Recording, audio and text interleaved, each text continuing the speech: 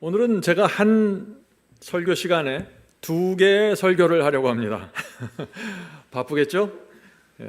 먼저 첫 번째 설교는 하나님께서 우리의 두뇌 속에서 역사하시는 모습을 살펴봅니다.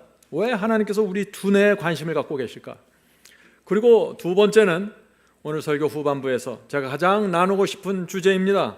그것이 무엇이냐면요, 하나님께서 어떻게 사탄을 제거하고 이 우주 전쟁을 종결시키는가 하는 문제입니다. 엄청난 주제이죠. 요즘 제가 마지막 세대 신학을 시리즈로 나누고 있는데 이 신학의 핵심이 여기에 맞춰져 있다고 볼 수 있습니다. 성도 여러분, 왜 하나님께서 십자가를 세우셨습니까? 왜 그리스도께서 하늘 성소에서 우리를 중보하시나요? 왜 성령께서 날마다 우리를 역사하십니까? 왜 우리가 승리의 복음을 믿습니까? 왜 황금 곡식이 중요합니까? 모든 초점은 결국에는 하나님께서 이 사탄을 우주에서 밀어내고 지옥불에 넣기 위한 과정입니다. 오늘 우리가 그것을 살펴보게 되는 것입니다. 성도 여러분, 성경의 모든 초점은 하나님과 사탄의 전쟁입니다.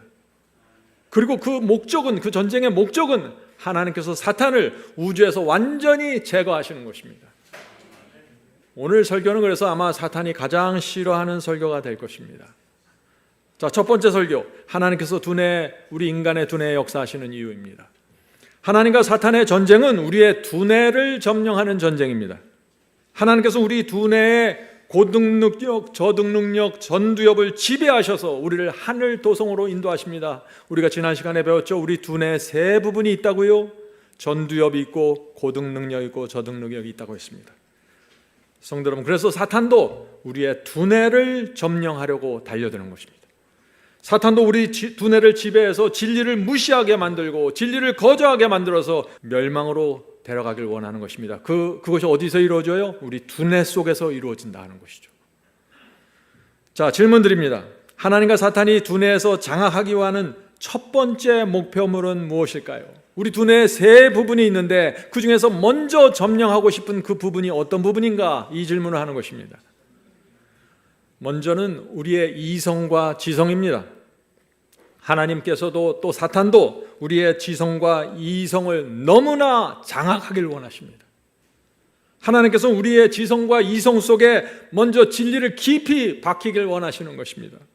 왜 원하실까요? 이성과 진리가 정확하게 박히면은 어떻게 돼요? 그 다음부터 거짓 복음을 도무지 받아들일 수 없는 사람이 되어버리기 때문이죠. 사탄이 미혹할 수 없는 사람이 되어버리는 것입니다. 그래서 하나님께서 먼저 우리의 지성과 이성을 지배하고 선점하길 원하시는 것입니다. 이것을 아는 사탄도 역시 우리의 이성과 지성 속에 무엇을 넣기 원하세요? 거짓 복음, 성경에 대한 잘못된 가르침을 집어넣기를 원하는 것입니다.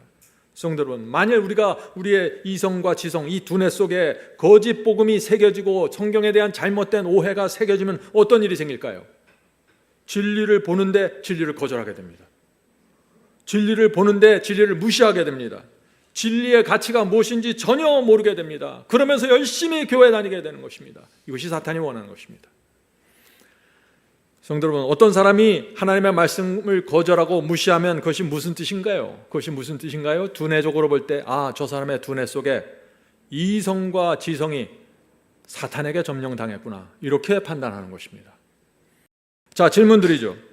진리가 두뇌의 이성과 지성에 깊이 세워지면 사탄은 그 다음에 두뇌의 변연계를 공격합니다. 두뇌에 세 부분이 있다고 그랬죠? 그 두 번째 부분이 변연계, 저등능력입니다.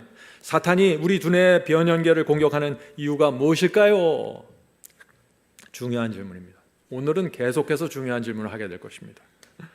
하나님의 성품이 드러나지 않도록 막기 위해서입니다. 진리는 받았어요. 진리는 이해합니다. 그러나 하나님의 성품과 거룩한 열매가 나타나면 안 된다.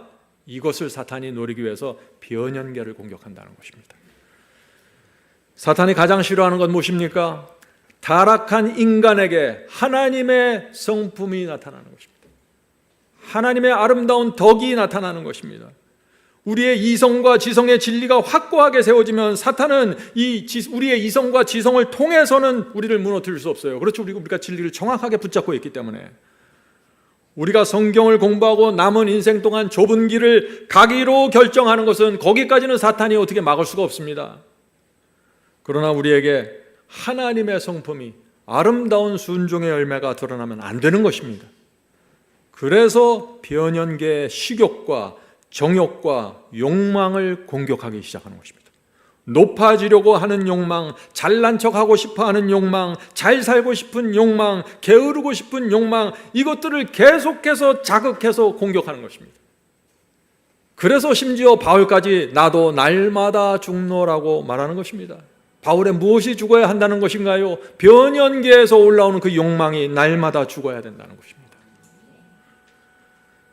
변연계를 공격하는 사탄의 목적이 무엇입니까? 타락한 인간에게 하나님의 성품이 드러나서 하나님께 영광 돌리는 것을 못하게 막는 것입니다. 우리가 이 세상에서 탁월한 그리스도인으로 사는 것을 막는 것입니다. 마태복음 5장 16절 보죠. 마태복음 5장 16절. 이것이 사탄이 가장 두려워하는 것입니다. 이같이 너희 빛을 사람 앞에 비추게 하여 저희로 너희 착한 행실을 보고 하늘에 계신 너희 아버지께 영광을 돌리게 하라. 성도 여러분, 사탄이 가장 싫어하는 것이 뭐예요? 사람들이 우리의 착한 행실과 성품을 보면서 하나님께 영광 돌리는 것, 그거 가장 싫어한다는 것입니다.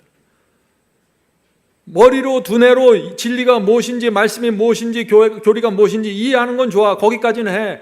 그런데 하나님의 성품과 열매가 드러나면 안 돼. 이것을 하는 거예요. 왜요? 그러면 이것은 엄청난 영향력과 가마력으로 사람들에게 퍼져나가기 때문이죠.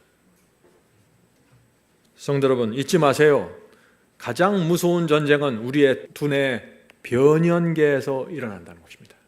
하나님과 사탄의 전쟁이 가장 치열한 것은 우리의 변연계, 저득 능력입니다. 저는 지난 30년 동안 이 두뇌의 변연계에서 공격을 받고 무너지는 수많은 성도들을 봤습니다. 그들 모두 진리를 이해했습니다. 승리의 복음을 받은 사람들입니다. 좁은 길을 가고 있었습니다. 그런데 이 변연계에서 생기는 이 악한 감정과 느낌과 욕망을 십자가에 못 박는 데 실패했던 것입니다. 감정의 쓴뿌리를 뽑아내지 못했습니다. 그래서 결국에는 어떻게 됐나요? 그분들이 자신이 믿는 진리에 대한 확신이 흔들리는 것입니다. 자신이 붙잡은 이 승리의 복음에 대한 확신을 잃어버리고 놓친 것입니다. 그래서 떠나간 것입니다. 이것이 과정입니다. 성도 여러분, 저와 여러분 앞에 사탄의 어떤 공격이 남아있는지 잘 보셔야 됩니다. 변연계의 공격입니다. 감정과 욕망의 그 쓴뿌리를 내리는 것이 사탄의 목적입니다. 자, 질문 드리죠. 자, 그렇다면 하나님께서 어떻게 우리의 변연계, 이 저득 능력을 보호하실까요? 하나님께서 어떻게 우리의 식욕과 정욕과 욕망을 보호하실까요? 하는 질문입니다. 사탄이 일방적으로 공격하는 거 아니죠? 항상 사탄의 하나님의 보호하심과 인도하심이 있는 것입니다. 성령의 역사와 그리스도의 중보로 우리를 보호하시고 인도하십니다. 그런데 우리 편에서도 할 일이 있다는 것입니다. 우리 편에서 해야 할 것이 뭐예요? 그것이 절제입니다. 성도 여러분, 절제가 무엇입니까? 절제가 무엇인가요? 절제란 몸과 마음의 건강을 위해서, 우리 신앙을 위해서 내가 해야 할 것은 하고 하지 말아야 할 것은 하지 않는 것입니다. 절제는 하지 않는 것이 아니에요. 해야 될 것은 해야 되고 하지 않아야 될 것은 하지 않는 것, 이것이 성경이 말하는 절제입니다. 먹는 것, 보는 것, 듣는 것, 운동, 시간, 돈, 모든 면에서 절제가 필요한 것입니다. 그래서 성경에 보면은요, 절제의 기별이 분명하게 선포되어 있는 것입니다. 오늘날 기독교에서 이 절제의 기별을 놓쳤습니다. 자, 사도행전 24장 25절 보죠. 바울의 기별이 무엇인가? 사도행전 24장 25절. 바울이 의와 절제와 장차 오는 심판을 강론하니.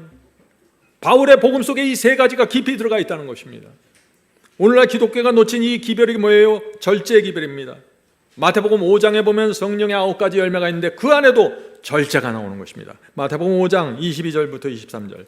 오직 성령의 열매는 사랑과 희락과 화평과 오래 참음과 자비와 양선과 충성과 온유와 절제니 이 같은 것을 금지할 법이 없느니라. 성령의 열매는 사랑, 평화, 온유, 양선 이것만 있는 것이 아니라 절제가 들어가 있다는 것이 여러분 놓치면 안 됩니다. 베드로후서 1장에 믿음의 사다리가 나오죠. 그 사다리에서도 절제가 네 번째 또 나옵니다. 베드로후서 1장 5절부터 7절. 이러므로 너희가 더욱 힘써 너희 믿음의 덕을, 덕의 지식을, 지식의 절제를, 절제의 인내를 하면서 결국 형제 우애의 사랑을 공급하라. 성도 여러분, 절제하지 않으면 베드로의 사다리를 따라 올라갈 수 없습니다. 자, 질문 드리죠. 그렇다면 왜 신약 성경은 주의 백성에게 절제하라고 호소할까요? 왜 하나님께서는 우리에게 절제를 요구하실까요? 왜 그렇습니까? 목적은 하나입니다. 변형계, 우리 두뇌의 변형계, 과도한 자극과 충동을 제어하기 원하시는 것입니다. 동의하십니까? 예. 성도 여러분, 절제의 기별을 주시는 하나님의 마음을 이해하셔야 됩니다. 많은 사람들이 이 질문을 합니다. 나는 내 신앙이 않고 왜 자꾸 무너집니까? 나는 열심히 교회 다니고 새벽기도 다니고 난 열심히 하는데 내가 무너지는 이유가 무엇입니까? 왜 그래요? 열심히 하는데 절제하지 않아요. 절제하지 않고 느끼는 대로 하고 생각나는 대로 삽니다. 그러면서 새벽기도 나갑니다. 성도 여러분, 과다하게 스마트폰 보고 과다하게 텔레비전 보고 영화 보고 드라마 보면 우리 두뇌에서 어떤 일이 생길까요? 변연계가 계속해서 충동을 받고 자극받는 것입니다. 오해하지 마세요. 제가 모든 것이 나쁘다고 말하는 것이 아닙니다. 저는 금욕주의를 말하는 것이 아니에요. 우리가 무엇을 보고 들을 때 성령께서 이것이 안 좋다고 알려주시면 조심해야 된다는 것입니다. 절제해야 된다는 것입니다. 분명한 사실은요, 우리 두뇌의 변형계가 계속해서 자극을 받으면 문제가 생긴다는 것입니다. 양심의 예민함이 무뎌지고 의의 표준이 무감각하게 됩니다. 하나님께서 그것을 염려하시는 것입니다. 내가 마음대로 먹고 마시고 아무 것이나 보고 들으면서 살면 변연계, 이 저등 능력이 점점 더 제어하기 어렵게 되고 양심이 무감각하게 되는 것입니다. 하나님께서 그것을 염려하시는 것입니다. 그래서 절제하라는 기별을 주신다. 고린도전서 9장 25절 보겠습니다. 고린도전서 9장 25절. 이기기를 다투는 자마다 모든 일에 절제하나니. 이것이 바울의 기별이에요.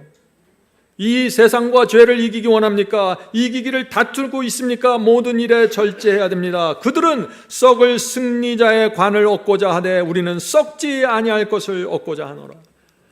세상 올림픽 나가서 금메달 따려고 하는 사람도 얼마나 절제합니까? 그런데 썩지 않을 면류관을 바라보는 사람들이 절제하지 않는다는 것입니다. 그러면서 이기고 싶다고 자꾸 말을 해요. 그래서 무너진다는 것입니다. 디모데후서 1장 7절입니다. 하나님께서 우리에게 주신 것은 오직 능력과 사랑과 절제하는 마음이니. 하나님께서 이 세 가지를 주길 원하십니다. 능력과 사랑과 절제하는 마음입니다. 근데 이상하게 사람들이 이 절제하는 마음은 받고 싶어 하질 않아요. 우리 마음에 이 절제의 진리가 깊이 박혀 있지 않으면 어떤 문제가 생길까요? 욕망과 충동의 고삐가 쉽게 풀려지게 됩니다. 그래서 자꾸 신앙이 무너지고 성품이 무너지게 됩니다. 그러면서도 자기는 왜 이런 문제가 생기는지 모르게 되는 것이에요. 절제의 진리를 놓치면 그렇게 된다는 것입니다. 자, 질문 드리죠. 변연계의 욕망과 충동이, 이 두뇌에서 변연계의 욕망과 충동이 자주 전두엽의 자유의지를 압도해서 무너뜨려서 자주 화를 내고 자주 소리를 치고 자주 비이성적인 행동을 한다면 우리 마음과 인생이 어떻게 될까요? 하는 질문입니다. 우리 전두엽이 총 컨트롤 타워라고 제가 지난 시간에 말씀드렸죠. 충동과 이성이 우리 두뇌 속에 올 때 그것을 전체적으로 관리하고 마지막 결정을 해주는 부분이 이 앞이마 전두엽입니다. 이렇게 자꾸 화를 내고 자꾸 소리치고 자꾸 이상한 행동을 하게 되면 후회하게 되죠. 주변 사람들로부터 신뢰를 잃어버립니다. 나는 자꾸 왜 이럴까 고민하게 됩니다. 계속 그 고민이 깊어지다 결국 이 승리의 복음에 대한 확신을 잃어버리게 되는 것입니다. 성도 여러분, 우리가 어떻게 하면 이 문제로부터 해방될 수 있을까요? 중요한 문제입니다. 2015년에 미국 하버드 대학에서 6초의 여유라는 이론을 발표했습니다. 우리 마음에 부정적인 감정과 욕망이 생길 때 6초 안에 그 감정과 욕망을 진정시키고 평안을 얻기 위해서 노력하는 사람들은 이 사회생활에서 성공할 가능성이 높다는 논문이 발표되었습니다. 과학적으로 볼 때요, 우리 마음에서 변연계가, 우리 두뇌에 변연계가 있기 때문에 우리 두뇌 속에서 부정적인 감정, 부정적인 욕망이 전혀 발생하지 않을 수가 없습니다. 그것은 과학입니다. 문제는 뭐냐면은 이 부정적인 느낌과 감정이 나타났을 때, 내가 그것을 인지했을 때 처음 6초가 중요하다는 것입니다. 그것이 하버드 대학의 실험 결과입니다. 성도 여러분, 사탄은 그래서 여러 가지 방법과 이 상황들을 통해서 우리의 변연계를 자극하고 충동하면서 6초 동안 아무 생각 못하고 그냥 시험에 걸려서 넘어지고 죄로 넘어가게 만드는 것입니다. 그렇게 되면 어떤 일이 생겨요? 자꾸 내 가족을 실망시키게 되죠. 자꾸 주변 사람들과의 관계가 깨지게 됩니다. 변연계가 붙잡히지 않으면 이런 문제가 생기는 것입니다. 변연계에서 올라오는 생각이나 감정이 꼬리에 꼬리를 물고 자꾸 깊은 구덩이에 빠져들어갑니다. 그래서 이 하버드 대학에서 이 솔루션, 이 해결책을 어떻게 내놨는지 아세요? 첫 6초 동안 심호흡을 깊게 하십시오라고 솔루션을 내놓은 것입니다. 자, 질문 드리죠. 하버드 대학의 연구자들이 부정적인 감정이 변연계에서 올라올 때 왜 6초 동안 심호흡을 하라고 했을까요? 여러분들 이제 좀 아시겠죠? 그들은 먼저 두뇌에서 떠오른 모든 생각과 감정을 우리가 선택하고 고를 수 있다고 믿는 것입니다. 놀랍지 않어요? 이것이 과학이라는 것입니다. 놀라운 것은 바울도 똑같은 말씀을 하고 있다는 것입니다. 이것이 성경의 사상이에요. 고린도후서 10장 5절 보겠습니다. 고린도후서 10장 5절. 하나님을 아는 것을 대적하여 높아진 것을 다 무너뜨리고 모든 생각을 사로잡아 그리스도에게 복종하게 하니. 성도 여러분, 바울은 우리 두뇌에서, 우리의 이성에서, 우리의 변연계에서 올라오는 모든 하나님을 대적하는 생각과 감정을 사로잡아 그리스도께 복종시킬 수 있다고 지금 말하고 있는 것입니다. 이것이 과학입니다. 그래서 하버드 대학에서 심호흡을 깊게 해서 두뇌 속에 산소를 충분하게 공급하라고 제시하고 있는 것입니다. 성도 여러분, 우리 그리스도인은 이 6초의 심호흡으로 만족할 수 있는 사람들이 아니죠. 이 하버드 대학이 잘못 짚었습니다. 우리는 그 시간에 하늘 성소에 계신 중보자 그리스도께 가야 하는 것입니다. 그리스도 중보를 구해야 합니다. 변연계에서 올라오고 있는데, 충동이 올라오고 있는데 우물쭈물하면서 그 자리에서 시간을 끌면 무너진다는 것입니다. 변연계에서 부정적인 생각, 더러운 감정이 올라오는데 내버려 두지 마세요. 그렇게 되면 성품이 무너지는 것입니다. 하나님께 영광을 돌릴 수 없게 됩니다. 자, 제가 예를 하나 들어보죠. 어떤 분이 오래간만에 친구들을 집에 이렇게 초청을 했습니다. 친구들이 오니까 이제 미리 집 청소를 아주 깨끗하게 하겠죠. 열심히 맛있는 음식을 준비했고 예쁜 꽃까지 사다가 다 꽂아 놓았습니다. 이제 다음날 아침이 돼서 일어났는데 아침 일찍 어떤 친구에게 연락이 왔습니다.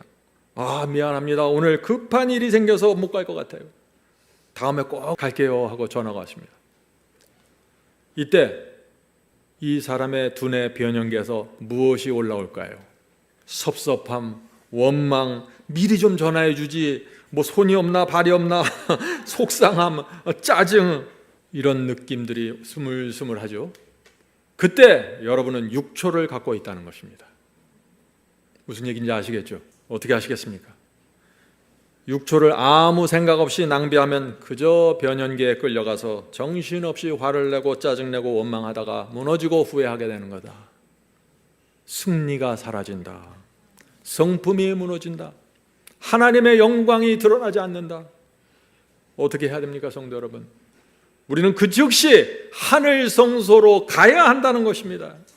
우리 스스로는 힘이 없습니다. 그리스도께 가서 하늘 성소에서 7 촛대와 떡상과 분향단 앞에서 봉사하시는 그리스도께 나가 무릎을 꿇고 도와주시옵소서. 이 기도를 해야 되는 것입니다. 주여, 승리하기를 원합니다. 이 부정적인 감정에 끌려다니고 싶지 않습니다. 도와주시옵소서. 변연계에서 올라오는 감정을 십자가에 못 박기 원합니다. 주여, 승리하기를 원합니다. 제 전두엽에 임하시고 힘을 주시옵소서. 이런 적극적인 기도를 드리는 성도들은 승리의 길을 가게 된다는 것입니다. 이것은 약속입니다. 이것이 하나님의 이름과 명예에 영광을 돌리는 신앙입니다. 자, 이제 두 번째 설교로 넘어갑니다. 이 첫 번째 설교와 두 번째 설교가 어떻게 연결되는지 여러분들 잘 보시길 바랍니다. 두 번째 설교의 제목은 하나님께서는 탁월한 백성을 만들기 원하신다는 것입니다. 이 말씀은 하나님께서 어떻게 사탄을 제거하고 우주 전쟁을 어떻게 종결시키는가에 대한 말씀입니다. 제가 전두엽과 이 의지력을 말하면은요, 어떤 분들은 오해를 해요. 마치 우리가 우리 자신의 힘으로 구원을 얻는 것처럼 오해하는 분들이 있습니다. 그런 의미가 전혀 아닙니다. 성도 여러분, 복음은 우리가 우리 스스로를 구원하는 것이 아닙니다. 복음은 하나님께서 나를 구원해서 탁월한 백성으로 만드시는 것입니다. 하나님께서 그냥 믿기만 하면 구원해서 마음대로 이 세상에 살다가 죄에 끌려다니다가 세상 사람들과 별 차이 안 나고 오직 교회 다니는 날만 달라요. 똑같이 살다가 하늘 날아가는 거 아니에요. 복음은 우리를 탁월한 주의 백성으로 만드는 것입니다. 그래서 하나님께 영광을 돌리는 사람들로 만들어가는 것입니다. 복음은 하나님께서 십자가의 피와 성령의 역사와 그리스도의 중보로 우리의 악한 생각과 감정으로부터 우리를 구원해 내시는 것입니다. 우리를 탁월한 백성으로 만들기 위해서 하나님의 엄청난 역사가 이루어지는 것입니다. 십자가가 나오고 중보가 세워지고 성령의 역사가 날마다 이루어지고 천사들이 날개를 치면서 돌아다니는 것입니다. 우리를 탁월한 백성으로 만들기 위해서 말이죠.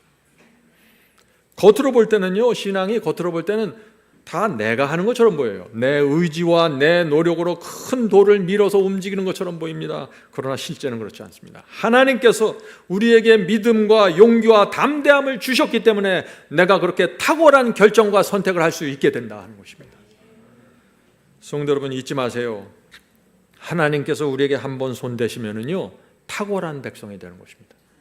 하나님께서는 토기장이고 우리는 토기입니다. 진흙으로 만든 토기입니다. 이 토기들이 자기 마음대로 발부동치면 안 되겠죠. 그럼 토기가 만들어지지 않아요. 토기장이 손에 완전히 맡겨져야만 토기장이가 원하는 모양이 나오게 되는 것입니다. 여러분들 찬송가 가사 아시죠? 주님의 뜻을 이루소서 고요한 중에 기다리니 진흙과 같은 날 빚으사 당신의 형상 만드소서. 이것이 복음입니다. 이것이 승리의 복음입니다. 성도 여러분, 하나님께서 손대시고 빚으시면은 주님의 형상이 나오는 것입니다. 반드시 탁월한 백성이 나옵니다. 그것이 구원이고 복음입니다. 여기서 부족한 것은 거짓입니다. 많은 경우에 우리는 스스로 토기장이가 되려고 해요. 마치 내가 노력하고 결심해서 죄의 권세에서 빠져나올 수 있다고 착각합니다. 안 되죠. 그래서 많은 사람들이 이것 해보고 저것 해보고 이것 순종하고 저것 순종해서 무슨 길을 찾아보려고 합니다. 안 됩니다. 결국엔 안 되고 실패해서 절망하고 그때야 돼서야 주님께 나오는 것입니다. 엎드려서 이렇게 기도합니다. 주님 도와주시옵소서. 제 힘으로는 아무것도 안 됩니다. 주님께서 도와주셔야 가능합니다. 드디어 자신이 토기이고 하나님께서 토기장이라는 것을 인정하게 된다 하는 것입니다. 성도 여러분, 이 사상과 이 마음이 있어야만 하나님께서 우리를 쉐이핑, 모양을 낼 수 있다 하는 것입니다. 자, 질문 드리죠. 내 힘으로 발버둥치지 않고 하나님께 전적으로 의지하려면 우리가 무엇을 이해해야 할까요? 무엇을 이해해야 됩니까? 처음에는 나는 토기고 하나님은 토기장이라는 것을 이해해야 되겠죠. 두 번째는 하나님께서 우리 인간을 어떻게 창조했는가를 이해해야 합니다. 하나님께서 우리를 어떻게 만드셨습니까? 아무것도 아닌 이 땅에 티끌을 모아서 우리의 형상을 만들었습니다. 그리고 나서 거기에 하나님의 생기, 호흡을 불어넣으셨습니다. 그때 생명이 된 것입니다. 무슨 뜻이에요? 복음이 무엇이고 구원이 무엇인지 알려면은요, 내가 누군지를 알아야 돼요. 하나님의 호흡과 생명이 사라지는 순간 나는 먼지이고 흙이라는 사실을 내가 절감해야 됩니다. 내가 아무리 노력하고 애써도 먼지라는 것을 알아야 돼요. 저는 무가치합니다. 생명이 내게 전혀 없다는 것을 알아야 돼요. 하나님께서 주셔야만 이것이 이루어지는 것입니다. 그래서 우리가 날마다 아침마다 하늘 성소에 계신 그리스도께 나가는 것입니다. 이 먼지들이 하나님의 호흡을 받기 위해서 나가는 것입니다. 주여, 저는 먼지입니다. 주께서 생명을 주지 않으면 오늘 하루 살 수가 없습니다. 주여, 생명을 주시옵소서. 주님의 인도를 따라갈 수 있는 생명을 주시옵소서. 날마다 이 기도를 드리는 사람은 하나님께서 탁월한 백성으로 만들어 가신다는 것입니다. 성도 여러분, 내 스스로는요, 단 하나의 죄도 내 스스로 용서할 수 없어요. 나에겐 그런 권세가 없습니다. 내가 내 자신을 전혀 구원할 수 없습니다. 이것을 우리가 인정하면 할수록 하나님께 다 맡기게 되는 것입니다. 하나님께서 나를 불쌍히 여기시고 나에게 은혜를 베풀지 않으면 나는 전혀 구원받을 수 없는 존재입니다. 이것을 우리가 깊이 인정해야만 주여 복음을 주시옵소서라고 손을 뻗게 된다는 것이죠. 성도 여러분, 우리가 그 간절한 그 마음이 없으면요, 마치 내 지식과 내 선함이 나를 구원하는 거로 착각하게 된다는 것이죠. 내 노력과 내 행함이, 내 희생이 나를 구원하는 데 있어서 어느 정도 도움이 되고 공로가 되는 거로 내가 착각하게 되는 것입니다. 내가 누군지를 모르면 말이죠. 성도 여러분, 우리는 먼지이고 흙입니다. 거기에 무슨 공로가 있고 무슨 희생이 있겠어요? 제가 오늘 말씀을 이어가기 전에 이 면을 강조하는 데는 이유가 있는 것입니다. 이것이 돼야 그 다음 단계가 생긴다는 것입니다. 질문 드립니다. 겸손이 무엇입니까? 성경이 말하는 겸손, 나를 낮추고 겸손한 것이 어떤 것입니까? 내가 내 모습을 보니까 내놓을 것이 전혀 없고 자랑할 것이 전혀 없기 때문에 무릎 꿇는 것이 겸손입니다. 내가 먼지라는 걸 알면은 겸손할 수밖에 없습니다. 겸손은요, 내가 잘나고 자랑할 게 많은데 내가 억지로 내 자신을 낮추고 감추어서 겸손을 만들어내는 것이 아닙니다. 그런 겸손을 가진 사람들은 어떻게 돼요? 언제든지 기회가 되면 튀어오르고 자기가 높은 곳으로 올라갑니다.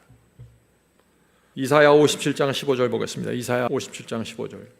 지존무상하며 영원히 거하며, 자, 하나님께서 당신을 이렇게 설명하십니다. 지존무상하며 영원히 거하며 거룩하다 이름하는 자가 이같이 말씀하시되, 내가 높고 거룩한 곳에 거하며 또한 동해하고 마음이 겸손한 자와 함께 거하나니, 이는 겸손한 자의 영을 소송케 하여 동해하는 자의 마음을 소송케 하려 함이라. 얼마나 분명합니까? 하나님께서 어떤 사람과 함께 하시는지 분명히 나오죠. 어떤 사람과 함께 합니까? 동해하고 마음이 겸손한 자, 하나님 앞에서 자기를 먼지라고 내려놓는 자입니다. 왜 하나님께서 이런 동해하고 겸손한 자와 함께 하실까요? 왜냐하면 하나님께서 원하시는 대로 빚으실 수 있기 때문입니다. 하나님을 믿는 백성은 마귀의 백성들보다 탁월해야 되는데 겸손하지 않으면 하나님께서 그들을 빚어서 탁월한 백성으로 만들 수 없다는 것입니다. 질문 드립니다. 어떻게 해야 우리가 하나님을 찾게 될까요? 하나님을 만나는 조건이 무엇입니까? 예레미야 29장 13절입니다. 너희가 전심으로 나를 찾고 찾으면 나를 만나리라. 하나님을 만나는 조건이 무엇입니까? 전심입니다. 내가 먼지라는 것을 인식하게 되면 전심으로 창조주 하나님을 찾을 수밖에 없는 것이죠.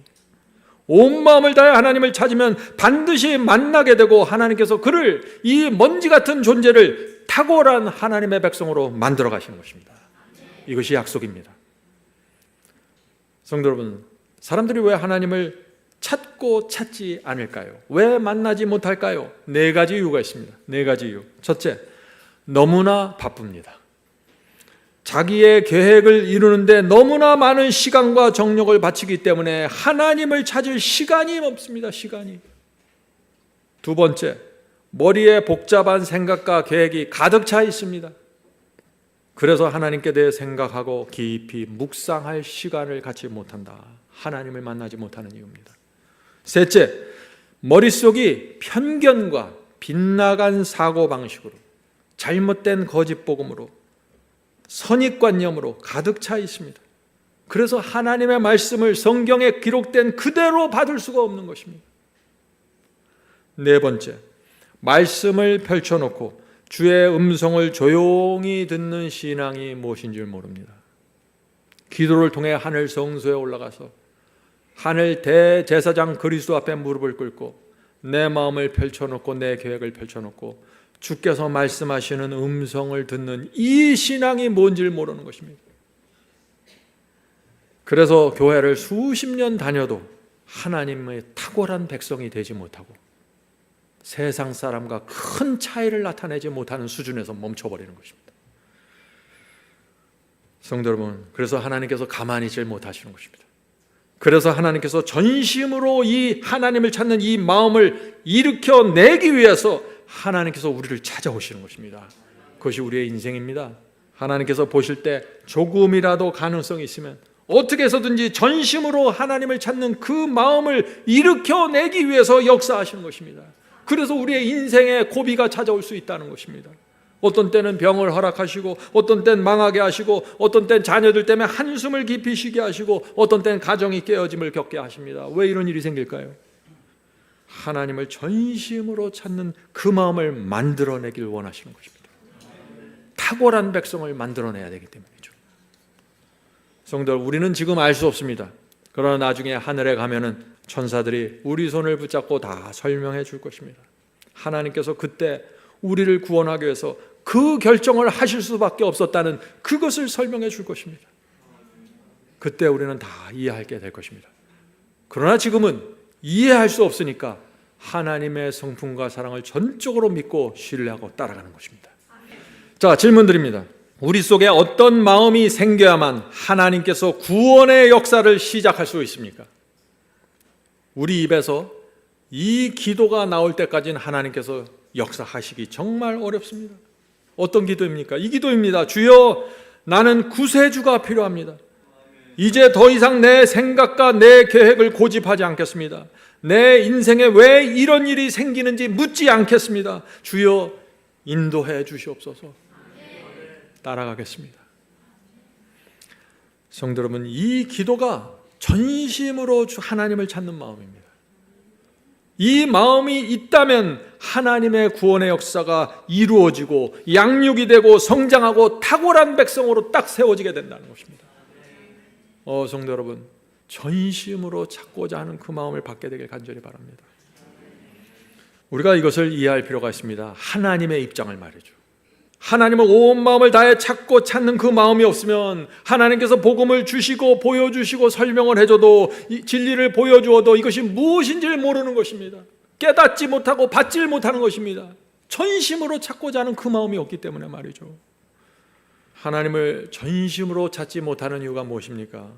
우리 마음이 내 생각, 내 계획, 내 편견, 내 고집으로 덮여 있기 때문입니다. 그래서 우리 마음이 무엇인가 뿌옇게 끼어 있기 때문에 성령의 음성을 들을 수 없고 그리스도의 중보와 인도하심을 받을 수도 없습니다. 성경을 펼쳐서 눈을 뜨고 보여주어도 믿지를 못하는 것입니다.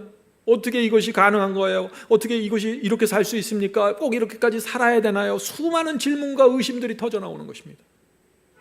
왜 그렇습니까? 우리의 전두엽이 영적으로 꽉 막혀 있기 때문입니다.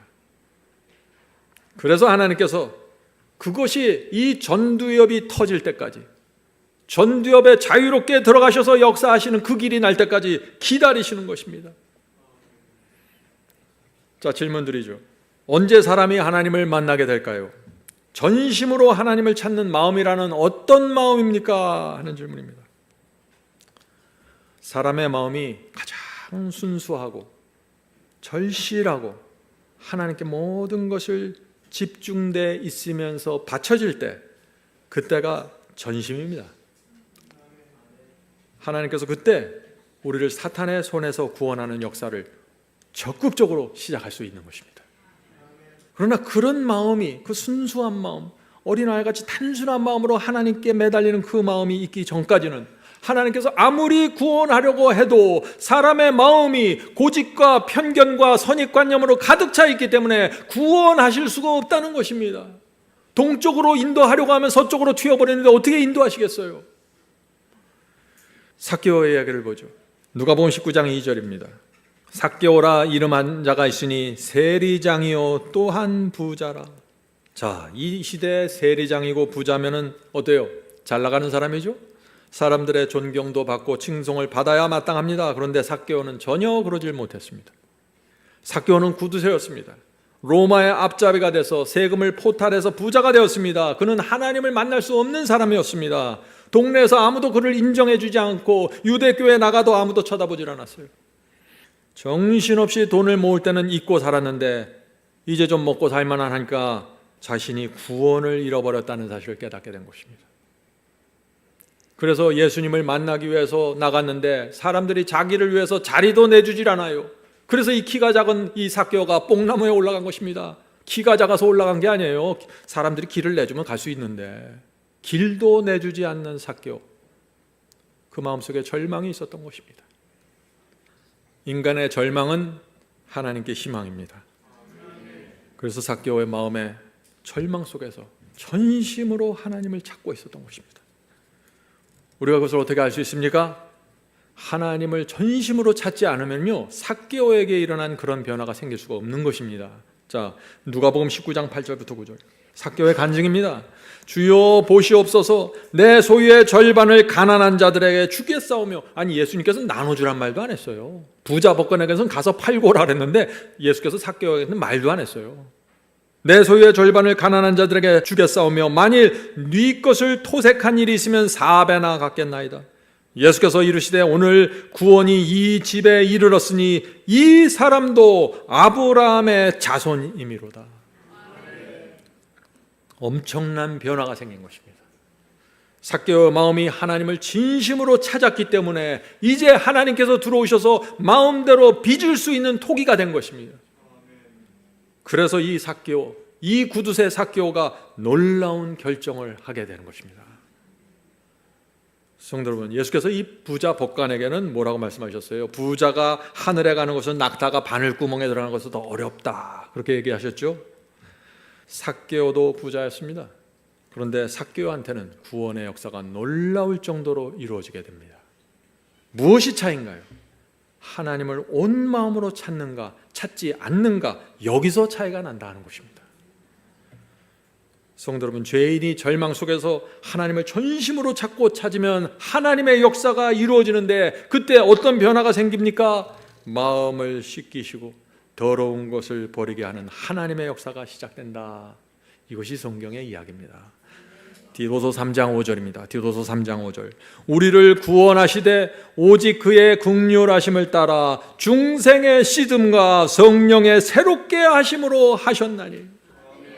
오늘 많은 그리스도인들이 이 말씀을 읽으면서 어떻게 이 역사가 이루어질 수 있습니까? 나에게 중생의 씻음과 성령의 새롭게 하심, 나도 이 경험을 원하는데요. 대답이 무엇입니까?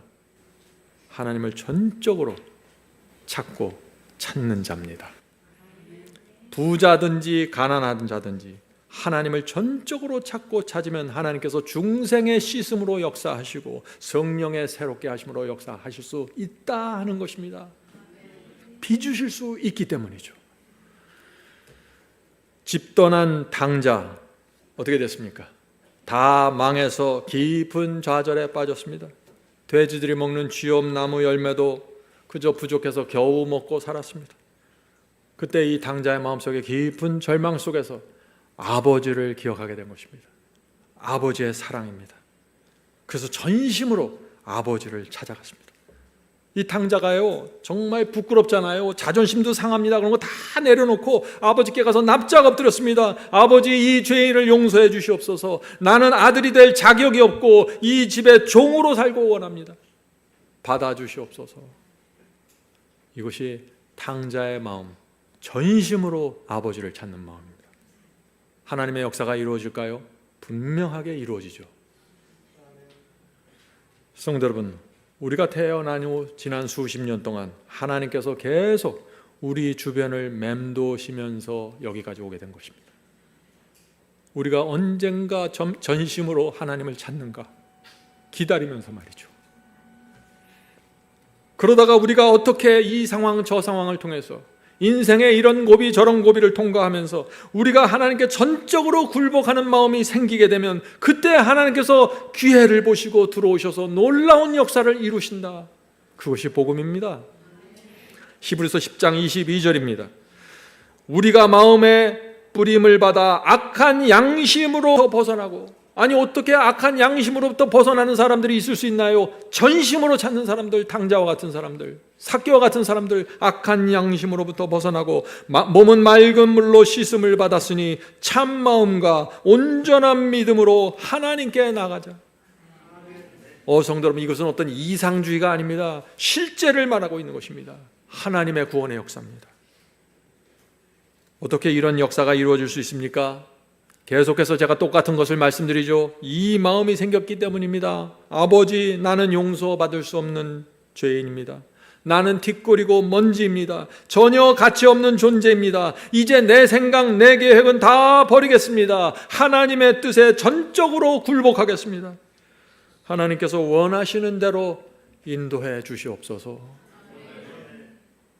우리가 이런 심령으로 주 앞에 굴복하면 하나님께서 우리의 그 못된 성질머리를 고쳐주시는 것입니다.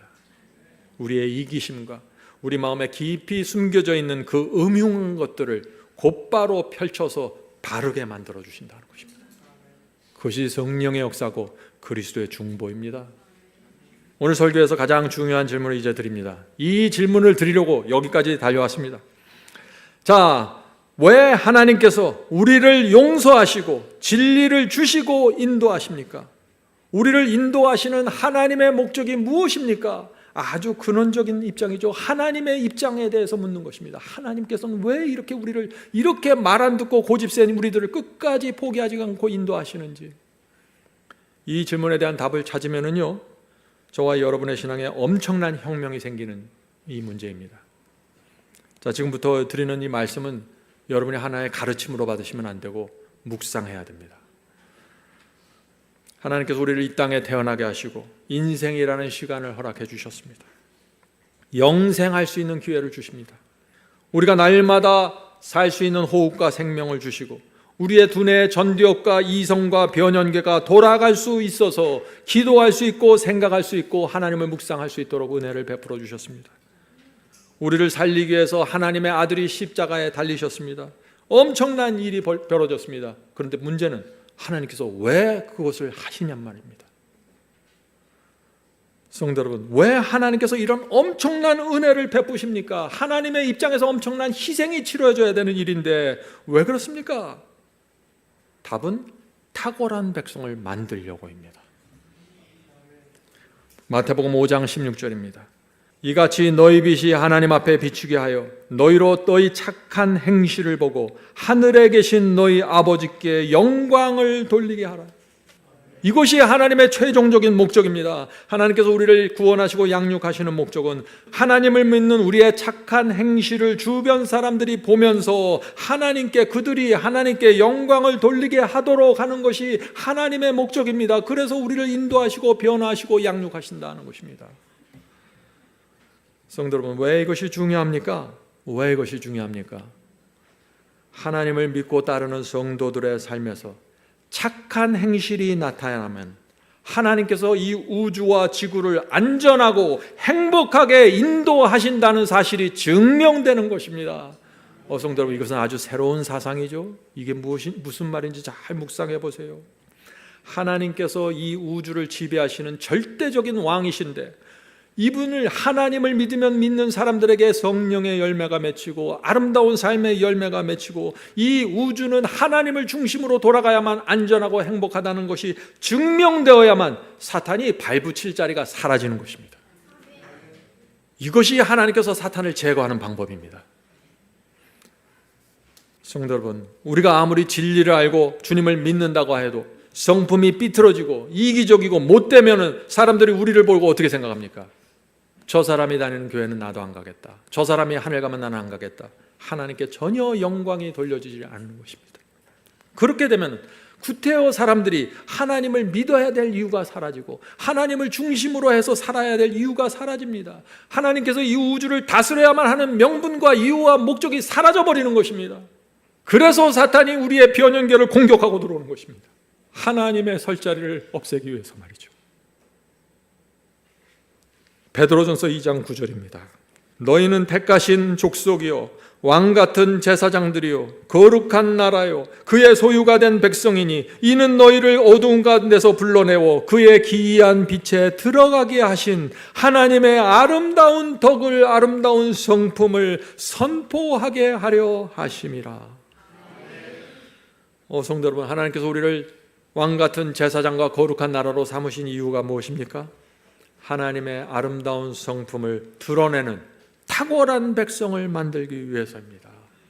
그래서 십자가 세워졌고, 그래서 그리스도께서 중보하시고, 그래서 우리를 하나님께서 장성한 자로 양육하시는 것입니다. 하나님을 믿는 백성들에게 아름다운 성품의 열매가 맺혀야만 이방인들까지도 성도들의 그 성품과 삶을 보면서 존경하게 되는 것입니다. 탁월한 백성을 보면서 부러워하는 것입니다. 그렇게 될 때 하나님께서 이 우주와 지구를 지배하실 당당한 권리를 갖게 되고, 누구든지 나를 믿고 따르면 탁월한 백성이 된다. 이 우주는 하나님을 중심으로 돌아가야 되고 사탄은 사라져야 된다. 이것을 주장할 수 있는 명분이 저와 여러분의 두뇌 속에서 이루어진다는 것입니다. 우리가 어떻게 살아가야 될까요? 우리의 전두엽에서 하나님의 이름과 명예를 높이는 결정들이 이루어져야 한다는 것입니다. 이 결정이 사탄을 우주에서 밀어낼 수 있다는 사실을 여러분들 잊지 마십시오. 계시록 12장 10절 보겠습니다. 계시록 12장 10절 11절. 우리 형제들을 참소하던 자 곧 우리 하나님 앞에서 밤낮 참소하던 자가 쫓겨났고, 자, 사탄은 밤낮 참소하는 자입니다. 사탄은 계속해서 하나님의 구속 사업을 막고 방해했습니다. 하나님의 율법을 공격했고 하나님의 성품을 공격했고 밤낮 참소합니다. 하나님께서 이 사탄의 참소와 공격에 어떻게 응전하실까요? 이것은 하나님과 사탄의 전쟁입니다. 전쟁 속에서 이 문제를 바라봐야 되죠. 자, 하나님께서 어떻게 당신의 입장을 변화하고 옹호하실까요? 11절입니다. 요한계시록 12장 11절. 또 여러 형제가 어린 양의 피와 자기의 증거하는 말을 인하여 저를 이기었으니, 사탄을 이기었으니 그들은 죽기까지 자기 생명을 아끼지 아니하였도다. 사탄은 참소했습니다. 하나님께서는 어떻게 했습니까? 죽기까지 생명을 바쳐서 충성하는 성도들의 신앙과 성품을 우주 앞에 보여주시는 것입니다. 악하고 이기적이었던 사람들이었는데, 베드로, 요한 다 악하고 이기적이었던 사람들입니다. 성격이 불같이 급했던 사람들이죠. 그 사람들이 하나님의 사랑과 자비와 선하심에 이끌려 화형대에 서고 단두대에 서면서 사라져간 것입니다. 온 우주가 이 모습을 보면서 맞습니다. 이 우주는, 지구는 하나님을 중심으로 돌아가야 됩니다. 탁월한 성도들의 충성을 보면서 하나님의 명예와 이름이 우주 앞에 세워지게 되는 것입니다. 이 중세기 초대교와 중세기 성도들의 충성 때문에 하나님께서 이 우주를 지배하는 당당한 권리를 갖게 되고 사탄은 발붙일 자리를 점점점 더 잃어가게 된다는 것입니다. Testimony for Church 6권입니다. 11페이지 12페이지입니다. 하나님께서는 당신의 백성들을 통하여 의의 원칙에 순종하는 결과를 보여주심으로써 사탄의 참소에 대답하고자 하신다. 사탄에 참소하고 공격할 때 하나님께서 어떻게 대답하신다고요? 성도들이 의의 원칙에 서 있는 그 모습, 성도들이 하나님의 말씀과 계명에 순종하는 그 모습을 보여주면서 나를 믿으면 이렇게 돼, 이것이 내가 너에게 할 수 있는 전부야, 이렇게 응전하신다고요. 계속해서 읽겠습니다. 하나님께서 오늘날 당신의 백성들을 통하여 이루고자 하는 목적은 그분께서 이스라엘 백성들을 애굽으로 인도하여 내실 때 그들을 통하여 이루고자 하셨던 것과 동일하다. 성도 여러분, 하나님께서 이스라엘 백성을 통해서 이루고자 했던 것이 무엇입니까?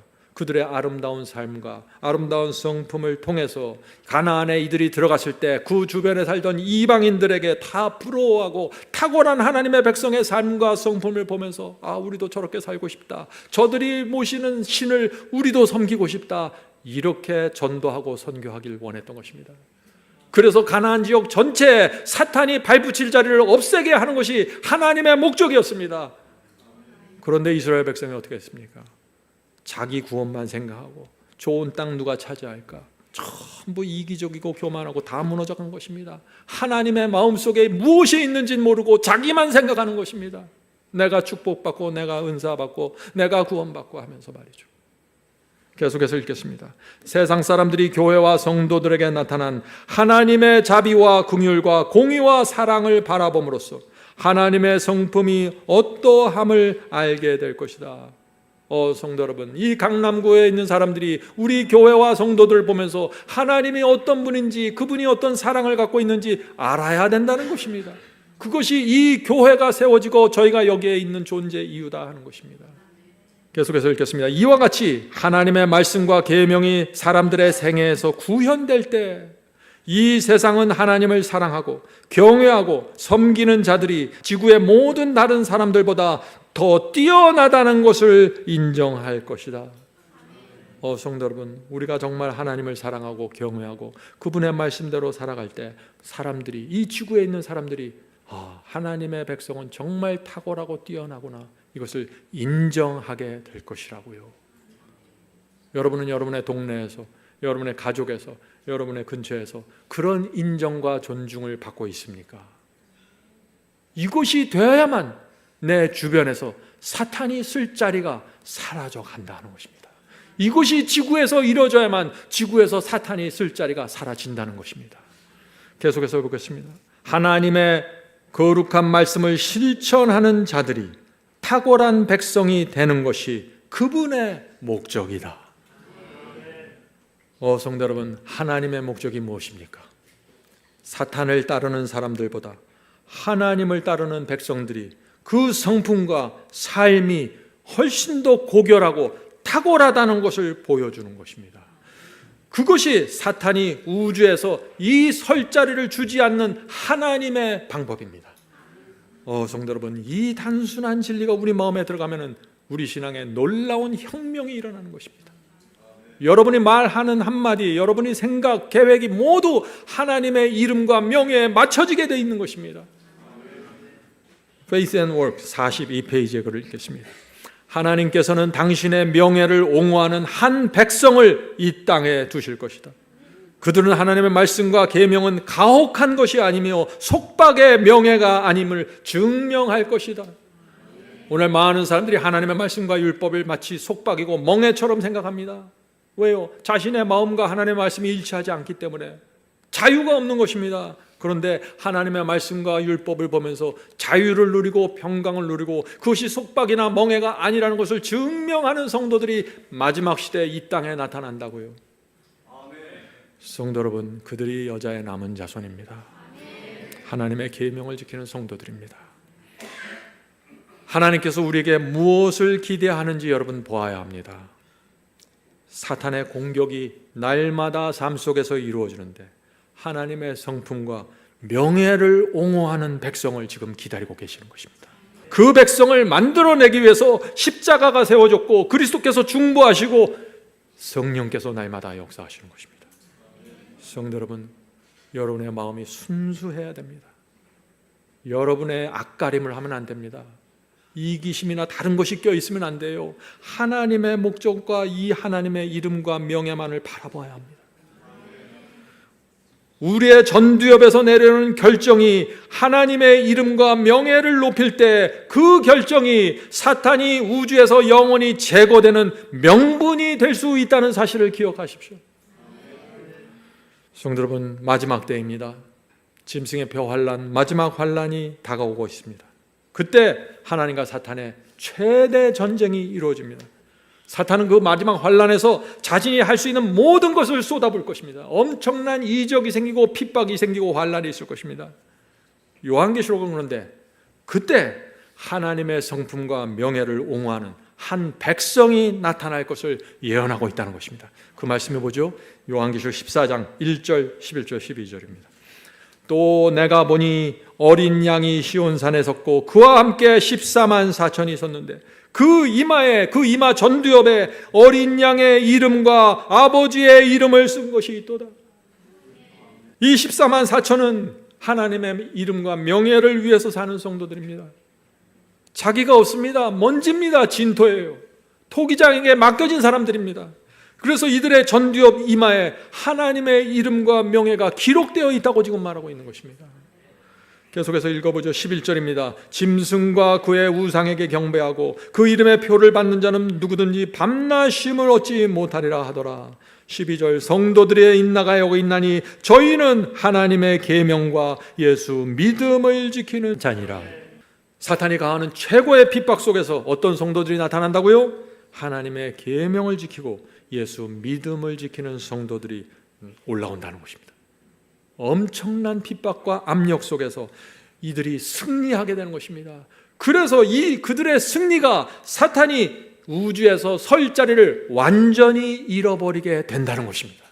이것이 하나님께서 사탄을 제거하는 방법입니다. 하나님께서 마지막 시대 왜 마지막 환란을 일으킵니까? 사탄의 설 자리를 제거하기 위해서요. 누구를 통해서요? 하나님께만 영광을 돌리는 한 백성을 통해서 그것을 이뤄내시고 온 우주와 천사들이 그 모습을 지켜보면서 하나님이시여, 이 우주의 주인은 하나님이셔야 됩니다. 저 마귀를 치워주시옵소서. 한 마음으로 연합해서 그 결정을 통해서 마귀가 지옥불에 던져지게 된다는 것입니다. 성도 여러분, 그래서 우리가 날마다 중보자 그리스도 앞에 나가 우리의 두뇌 속에 있는 모든 것을 펼쳐놓아야 하는 것입니다. 우리의 생각과 감정과 욕망을 다 펼쳐놓고 주여, 맞지 않는 것, 주의 마음에 맞지 않는 것, 사탄이 좋아하는 것 있으면 가르쳐 주시옵소서. 제가 그것을 십자가에 못 박고 주님의 뜻에 합하길 원합니다. 성도 여러분, 우리의 따뜻한 말 한마디, 착한 행실이 마귀를 우주에서 몰아낼 수 있는 적은 기여가 될 수 있지 않을까요? 너희 착한 행실을 보고 하늘에 계신 아버지께 영광을 돌리게 하라. 성령께서 우리를 이 백성으로 만들어 주시길 간절히 바랍니다.